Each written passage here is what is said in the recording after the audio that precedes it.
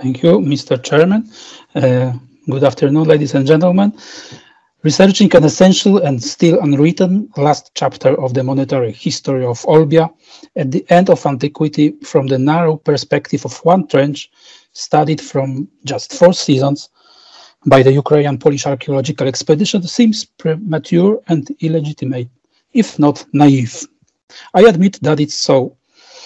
As a result of many years of study, many outstanding representatives of science laid the foundations for the present state of knowledge and set the directions for further research. Yet the material obtained today prompts me to share my observations about a very preliminary, which I must emphasize, character. I'm sure that the R23 excavation will bring many more monetary finds, which will form a solid source base for further conclusions over time. Can you see the next slide? Yes, everything is all right. In the beginning, I would like to briefly present the numismatic material that has been obtained so far during the excavations led by Professor Alla Bujskich and Dr. Alfred Twardecki. In the trench called R23, located in the territory of Roman Citadel in Olbia, 130 coins in total were discovered. The chronological structure of these finds presented on the slide does not differ significantly from the general statistics of the finds from the site. Bronze coins from the local mint operating in Olbia are the most numerous group. A large percentage of coins of local origin are small coins of the classical period, including dolphins. A significant part of Olbian coins was minted in the second half of the first quarter of the 2nd century AD, about which I will tell more in a moment. The youngest Olbian coin was struck during the reign of Alexander Severus. That represents a declining episode in the history of the local coinage. The group of foreign coins is less numerous. It is made up of 2 groups of finds. The first of these are Roman and Roman provincial silver coins and, less numerous, bronze coins minted in the 2nd and 1st half of the 3rd century.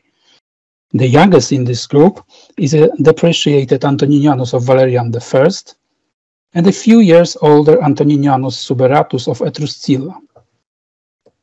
The second group consists of imitative coinage, including cast coins, for which Kirill Mizgin recently proposed the name nummiflati, as well as examples of the so-called limest falsa. The vast majority of coins from the trench R23 have a well-defined archaeological context. Thanks to this, they can be associated with individual archaeological layers and numerous finds of other categories obtained from them. Detailed data on this subject will be presented in the publication of this paper. It should be emphasized that the top layers in the trench, resting on the stone debris, covering the remains of the last phase of settlement on this site, contained chronologically mixed material. Nevertheless, the main part of the coins of the 2nd and 3rd century was discovered in accumulation layers and pits lying directly on the utility level, rich in pottery and finds of other categories, dated essentially to the post-antique period of Olbian history, with clear features of the Cherniachiv culture. They are developed by specialists, many of whom present their findings during this conference. The last stage of the monetary circulation in Olbia has not been fully satisfactorily described from the point of view of a field numismatist focused on the coins as a specific category of archaeological finds. A valuable starting point is the findings made by Karyszkowski, who drew attention to the very limited inflow of coins to Olbia after the 2nd half of the 1st century and in the 4th century. That is to say, in a period much later than the times of Alexander Severus, when the last coin was minted in the local mint, and the Gothic invasions against the Roman Empire. The researcher drew attention to the interruption of the flow of coins to Olbia during the reign of Aurelian and Probus, formulating a conclusions about the decline of settlement in Olbia in the later Roman period.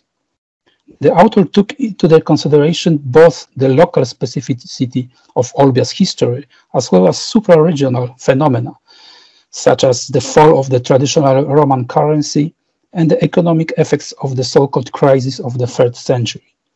Boris Magomedov went much further in his research and drew attention, based on the analysis of the monetary finds from the territory of the Cherniachiv culture, to the relationship of the post-ancient settlement in Olbia with this culture. In his article published in the journal Archaeology in 2006, he pointed to the specific fact for Olbia that among foreign Roman and Roman provincial coins, a large percentage are denarii of the 1st and 2nd century. The author points out that the coins of Aurelian and Probus are relatively rare not only in Olbia but also in the rest of the Cherniachiv culture territories.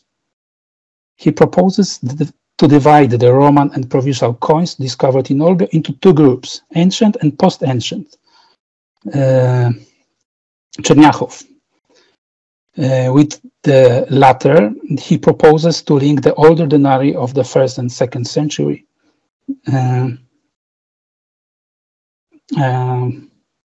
Research conducted in recent years has brought further discoveries, especially archaeological traces of the production of imitations of Roman denarii in the territory, Roman type denarii, in the territory of Cherniachiv culture in the 4th and early 5th century.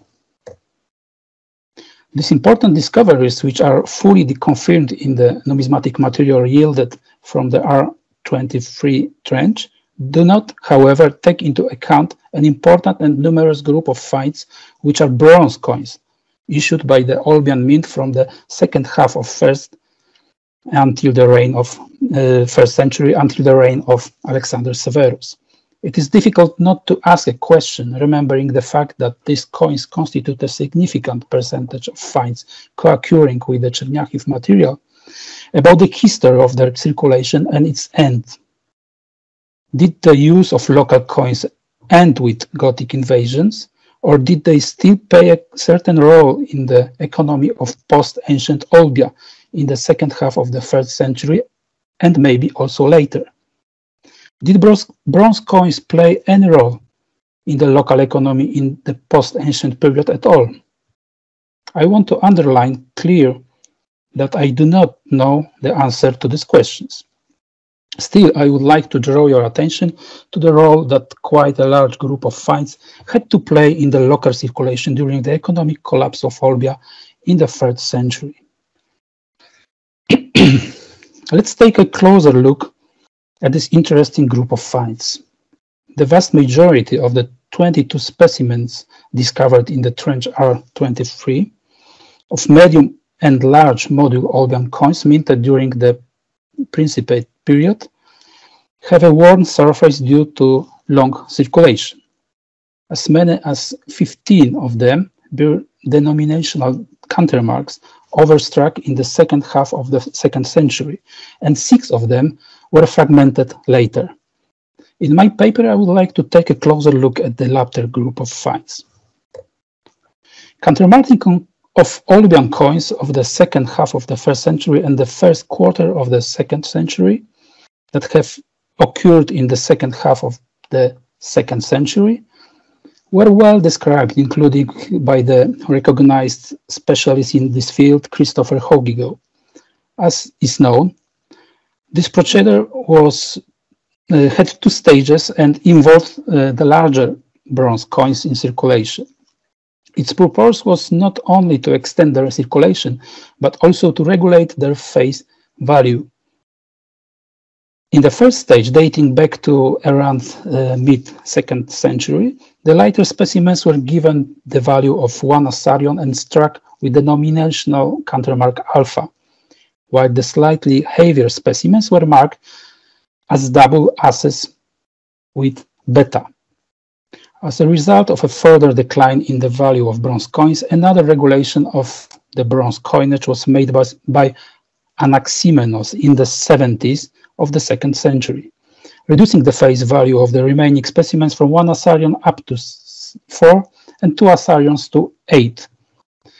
Thus, the weight of 1 Asarion fluctuated between approximately 1.2 and 1.8 gram.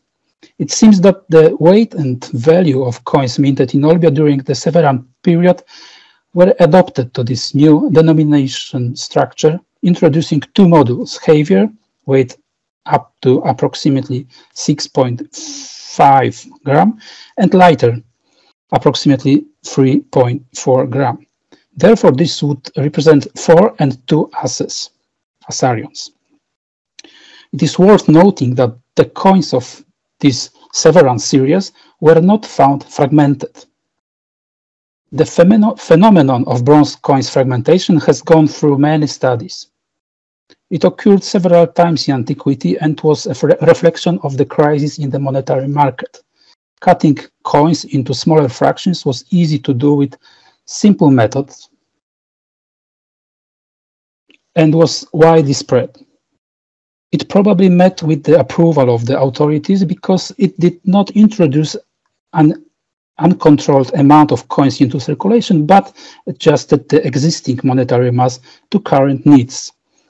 It occurred on a massive scale in the fall of the Republic and the first decades of the Principate, when Roman mints did not keep up with the production of the small coins so necessary to spend the rest in highly monetized economies, especially in the western provinces. This phenomenon also occurred in some areas of the Roman East, especially in isolated areas where the tradition of local coinage has disappeared. Such an area was, inter alia, Cyrenaica.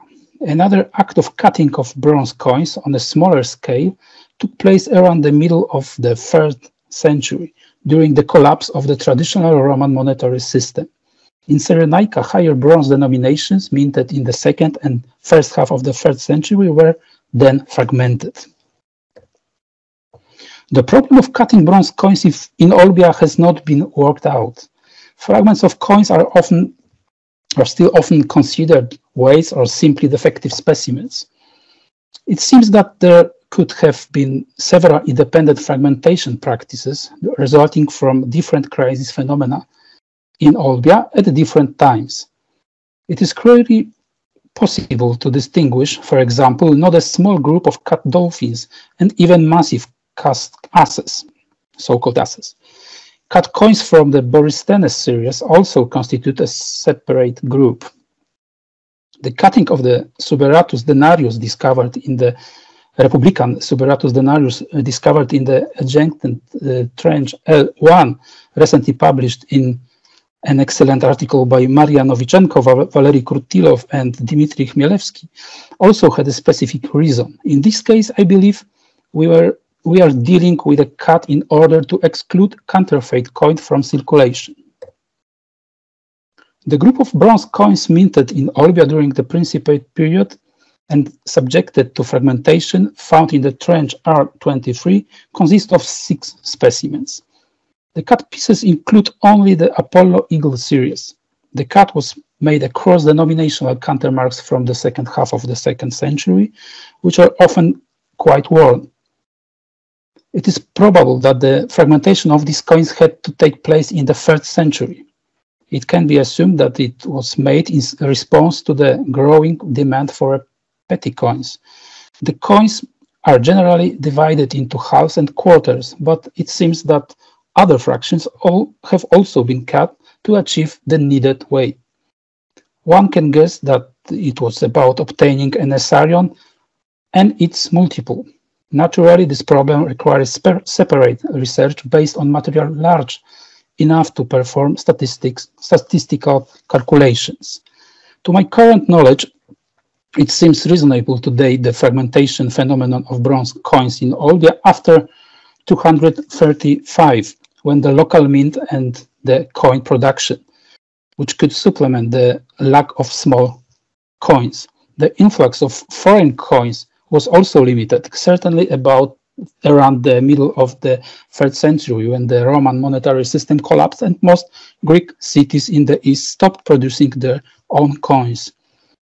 The occurrence of coin fragmentation shows shows the still significant degree of monetization of Olbia's economy, despite the economic collapse and the widespread use of a small change in everyday transactions.